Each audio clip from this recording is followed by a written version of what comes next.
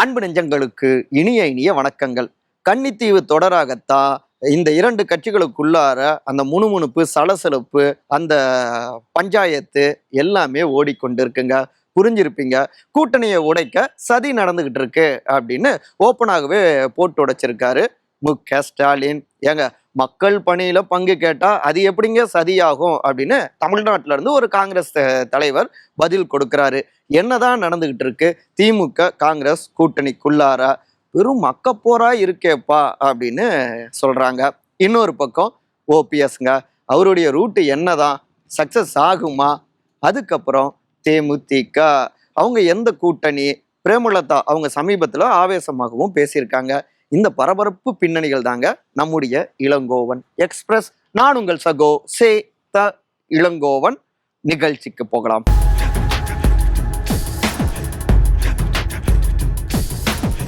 சதி சர்ச்சை, குவான்டிட்டியா குவாலிட்டி வின்னா?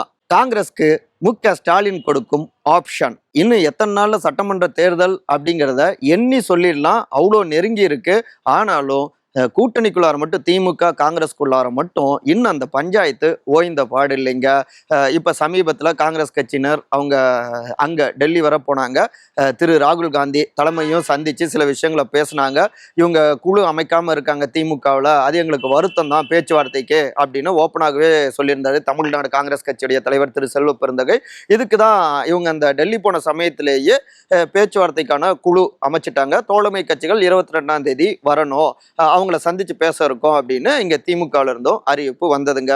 விரிவாக இந்த பின்னணிகளை முந்தைய காணொலியில நம்ம பதிவு செஞ்சிருக்கோம். ஆனாலும் அதுக்கப்புறமும் அந்த உள்ளுக்குள்ளார அந்த சலசலப்புகள் இருந்துகிட்டு இருக்கு.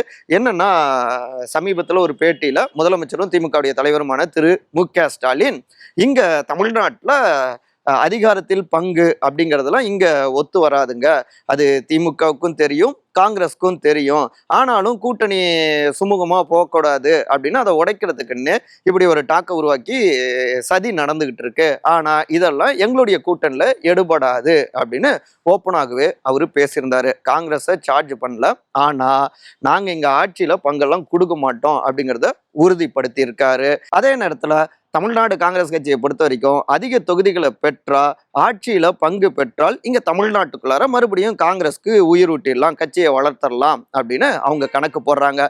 இது கணக்கு இல்லைங்க, பகல் கனவுங்க அப்படின்னு திமுகவினர் விமர்சிக்கிறாங்க.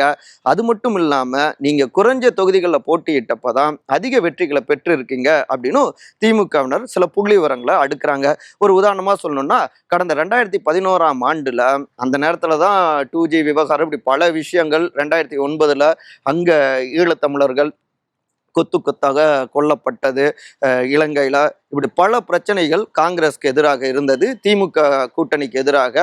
அந்த நேரத்துல எங்களுக்கு சென்ட்ரல் அதிகாரத்துல இருந்ததால அதை பயன்படுத்தியும் அதிக தொகுதிகள் வேணும் அப்படின்னு பல வகைகள்லையும் டிமாண்ட் பாலிடிக்ஸை முன் வச்சாங்க காங்கிரஸ் கட்சியினர். பல அழுத்தங்களை அப்போதைய முதலமைச்சராக இருந்த மறைந்த திரு கலைஞர் மு கருணாநிதி அவர்களுக்கும் கொடுத்தாங்க. அட்லாஸ்ட் எப்படின்னா 63 தொகுதிகளை காங்கிரஸ் அப்ப ஒரு வகையில மிரட்டித்தான் வாங்கினாங்க அப்படின்னு அப்போ ஊடகங்கள்ல பேசப்பட்டதுங்க, பத்திரிகைகள்ல செய்திகள் வந்தது. இறுதியில எவ்வளவு தொகுதிகளில் வெற்றி அடைஞ்சாங்க தெரியுங்களா? வெறும் 5 தொகுதிகளில் மட்டும்தான் காங்கிரஸ் வெற்றி பெற்றது. சரிப்பா, அடுத்த தேர்தல் என்ன ஆச்சு? 2014 கூட்டணி இல்லைன்னு திமுக சொல்லிட்டாங்க. ஆனாலும் காங்கிரஸுடைய 10 ஆண்டு ஆட்சி முடிவு கட்டப்பட்டது. அதுக்கப்புறம் இப்போ வர சென்ட்ரல்ல காங்கிரஸ் வர முடியல, பாஜக தொடர்ந்து ஆட்சி பொறுப்புல இருந்துகிட்டு இருக்காங்க. ஓகே, 2016 மறுபடியும் கூட்டணி அமைஞ்சது திமுக காங்கிரஸ்னு. அந்த டைம்ல நாங்க அவ்வளோலாம் வாங்கல அப்படின்னு சொன்னாலும், ஆனாலும் கொஞ்சம் அதிகம் தான் அப்படின்னு திமுகவினர் தெரிவிக்கிறாங்க. 41 தொகுதிகளை காங்கிரஸ் பெற்றாங்க. அதுல எவ்வளவு ஜெயிச்சாங்கன்னா வெறும் 8 தொகுதிகள்ல தான். இப்ப 2021ஆம் ஆண்டுக்கு வராங்க. இதுல வெறும் 25 தொகுதிகளை மட்டும்தான் இப்ப இருக்கக்கூடிய முதலமைச்சர் திமுகவுடைய தலைவர் அவரு ஒதுக்குனாரு காங்கிரஸ்க்கு. அது சக்சஸ் ஆச்சு. 18 தொகுதிகளை காங்கிரஸ் கைப்பற்றியது. அப்ப தங்களுடைய வெற்றி பெறக்கூடிய தொகுதிகளை தேர்வு செஞ்சு அங்க கூடுதலாக கான்சென்ட்ரேட் பண்ணா நிச்சயமாக அதிக எம்எல்ஏக்களை பெற முடியும். இங்கிருந்து பெறக்கூடிய எம்எல்ஏக்கள் காங்கிரஸ் கட்சிக்கு இன்னொரு பக்கம் ராஜ்யசபாவிலையும் எண்ணிக்கையை உயர்த்த உதவி செய்யும். ஸோ இதை யோசிங்க.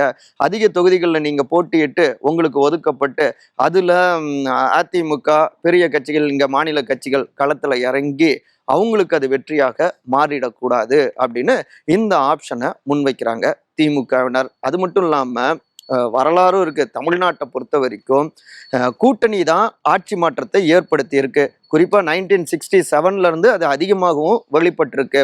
அப்ப பேரறிஞர் அண்ணா அவர்கள் வலிமையான கூட்டணி வச்சிருந்தாரு. எந்த அளவுக்குன்னா, ஒரு பக்கம் மார்க்சிஸ்ட் கம்யூனிஸ்ட் கட்சி, கம்யூனிஸ்ட் இடதுசாரிகள், இன்னொரு பக்கம் மூதறிஞர் ராஜாஜி அவர்கள், அவருடைய சுதந்திர கட்சி, அவரு வலதுசாரி, ரெண்டு பேரையும் கூட்டணியில வச்சிருந்து அழகா டிராவல் பண்ணி வெற்றியும் பெற்றாங்க 1967. அந்த நேரத்துல ஆட்சியில பங்குங்கிற மாதிரி கொஞ்சம் ட்ரை பண்ணாரு ராஜாஜி.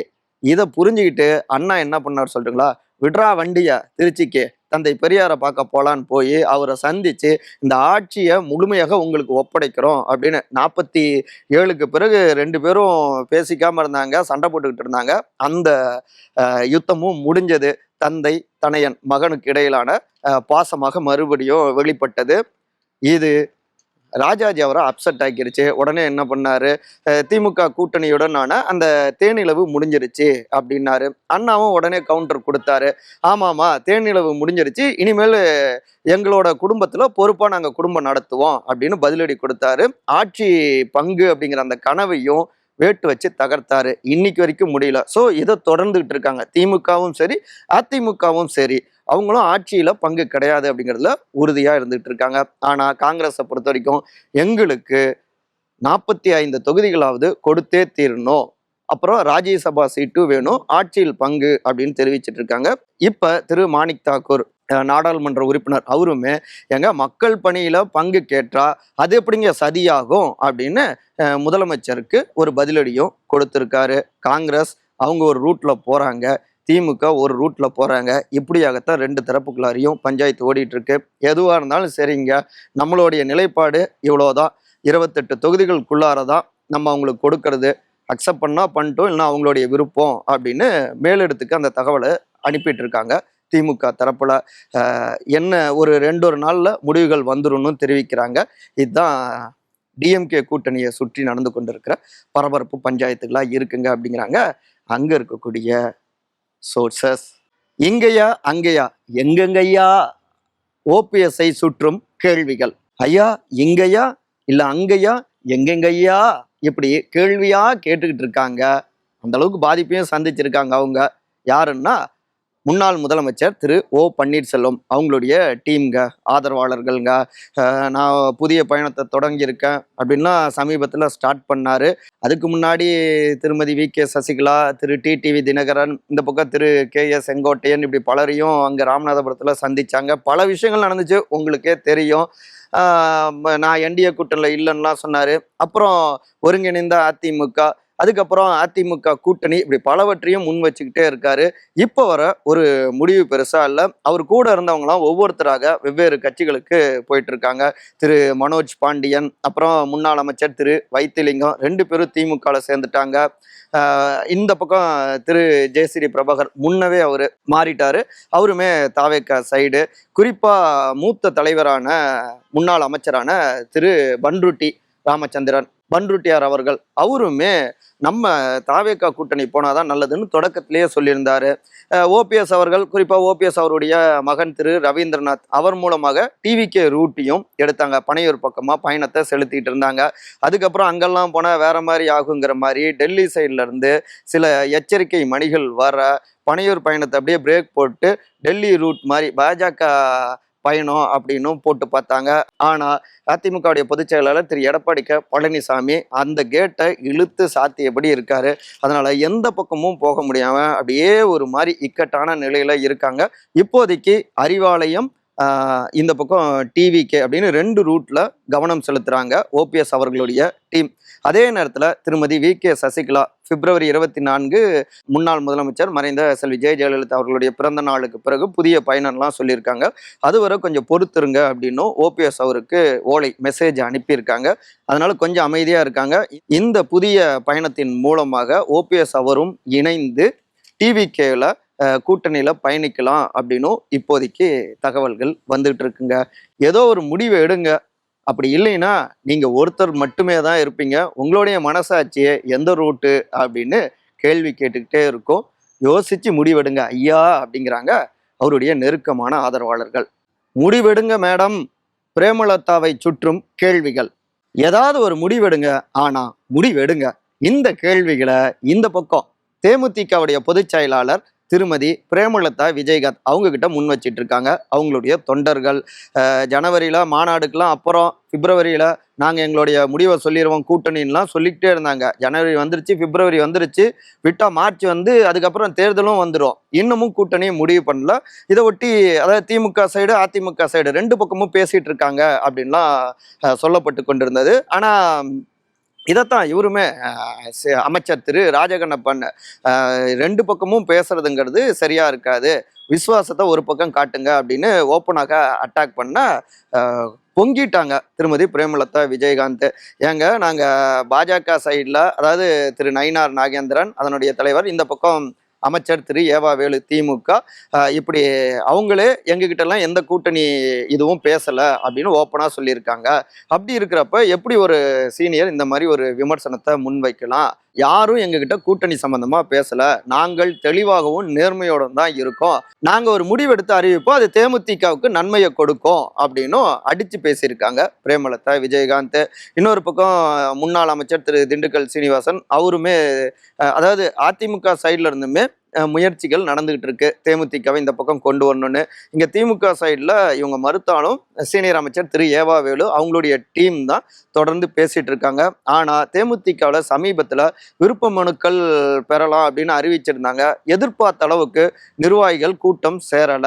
இதை பார்த்துக்கிட்டு தேமுதிக எதிர்பார்க்கின்ற தொகுதியெல்லாம் கொடுக்க முடியாதுங்கிற மனநிலையில திமுகவும் இருக்காங்க. தொடக்கத்துல தேமுதிக 15+1 அப்படின்னு ராஜ்யசபா சீட்டு வர கணக்கெல்லாம் சொன்னாங்க. அவ்வளோலாம் வாய்ப்பே இல்லை ராஜா அப்படிங்கிறது தான் திமுகவுடைய மனநிலை.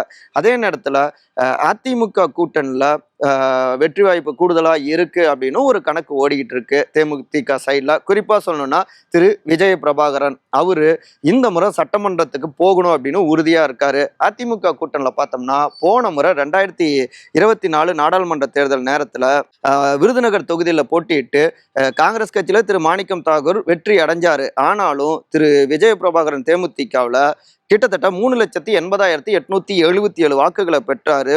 டிஃபரன்ஸ் பார்த்தோம்னா வெறும் 4,379 வாக்குகள் மட்டும்தாங்க.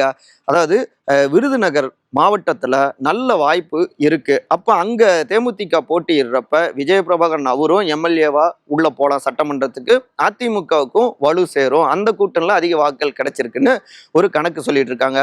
ஸோ சுற்றி கணக்கு போட்டுட்டு இருக்காங்க. என்ன வேணா கணக்கு போடுங்க, ஆனால் ஒரு விடை வரும் இல்லையா, அந்த சரியான விடைக்கு நீங்க வாங்க மேடம் அப்படின்னு அன்போடு அழைக்கிறாங்க தேமுதிகவுடைய தொண்டர்கள், நிர்வாகிகள்.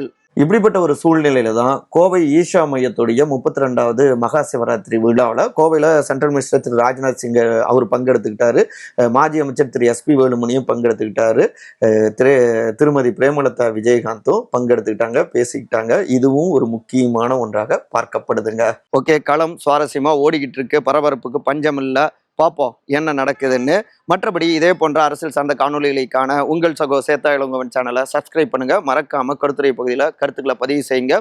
அன்பால் ஒருங்கிணைந்திருப்போம். நன்றி, வணக்கம்.